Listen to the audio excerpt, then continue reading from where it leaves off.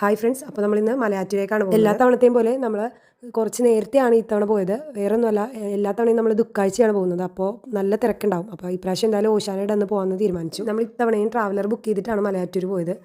അപ്പോൾ ഇവിടെ നിന്ന് എല്ലാവരും പറയുന്നുണ്ടായിരുന്നു ഈ ആഴ്ച ഫുള്ള് മലയാറ്റൂർ നല്ല മഴയാണെന്ന്. ഞങ്ങൾ അതോർത്താണ് പോയത്, എന്തായിരിക്കും എന്ന് അറിയില്ലായിരുന്നു. ഞങ്ങൾ വീട്ടിൽ നിന്ന് ഒരു 5:15 കൊള്ളിച്ചിറങ്ങി. അവിടെ ഒരു 7:00 കൊള്ളിച്ചെത്തി. പക്ഷേ പ്രതീക്ഷിച്ചതിനേലും കൂടുതൽ നല്ല തിരക്കുണ്ടായിരുന്നു. കഴിഞ്ഞ 2-3 ദിവസങ്ങളായിട്ട് മലയാറ്റൂർ നല്ല മഴയായിരുന്നു. അവിടെ എത്തിയപ്പോൾ അത്യാവശ്യം നല്ല ക്ലൈമറ്റ് ആയിരുന്നു.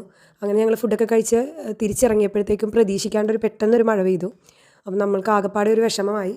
വേറൊന്നുമല്ല, തൊട്ട് അരികെ വരെ എത്തിയിട്ട് മല ഇത്രയും നനഞ്ഞ് കിടക്കുമ്പോൾ നമുക്ക് കയറിയിട്ടുണ്ടെങ്കിൽ റിസ്ക്കാണ്. നമുക്ക് എല്ലാവരും പ്രായമായവരും കൂടെ ഉള്ളതുകൊണ്ട് തീട്ടിപ്പോകുമെന്ന് നല്ലൊരു പേടിയുണ്ടായിരുന്നു. അപ്പോൾ എല്ലാവരും പറഞ്ഞു നമുക്ക് തിരിച്ചെന്നാൽ താഴെ പള്ളിയിൽ പോയി പ്രാർത്ഥിച്ചിട്ട് തിരിച്ച് വീട്ടിലേക്ക് പോകാമെന്ന് ഓർത്തു. അപ്പോൾ ഞങ്ങൾക്കും ആകെപ്പാടെ വിഷമമായിരുന്നു.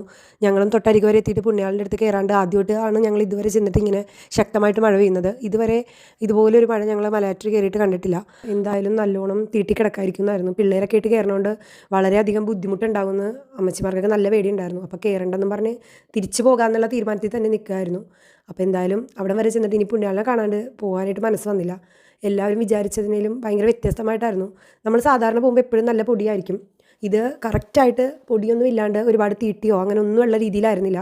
അങ്ങനെ ഞങ്ങൾ എന്തായാലും മല കയറി പ്രാർത്ഥിച്ചു. നമ്മളുടെ നിയോഗങ്ങളെല്ലാം വെച്ച് പ്രാർത്ഥിച്ച് ഞങ്ങൾ തിരിച്ചിറങ്ങി.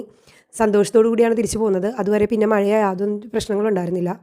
അപ്പോൾ അവിടെ ചെന്നിട്ട് നമുക്ക് കയറാൻ അനുഗ്രഹിച്ചതിന് പുണ്യാളിനോട് ഞങ്ങൾ ഒത്തിരി നന്ദി. ഒരു കൂട്ടം ചെറുപ്പക്കാർ വളരെ കഷ്ടപ്പെട്ടാണ് നമ്മളും കയറുന്നത്. നമുക്ക് ഭയങ്കര തളർച്ചയും കാര്യങ്ങളെല്ലാം വരും. പക്ഷേ അവരെല്ലാവരും കൂടി ഒരു വലിയ കുരിശും ചുമന്ന് ആ മല കയറിയപ്പോൾ നമ്മളുടെ ബുദ്ധിമുട്ടും വേദനയും കഷ്ടപ്പാടും ഒന്നും അല്ലെന്ന് നമുക്ക് തിരിച്ചറിയാൻ പറ്റും.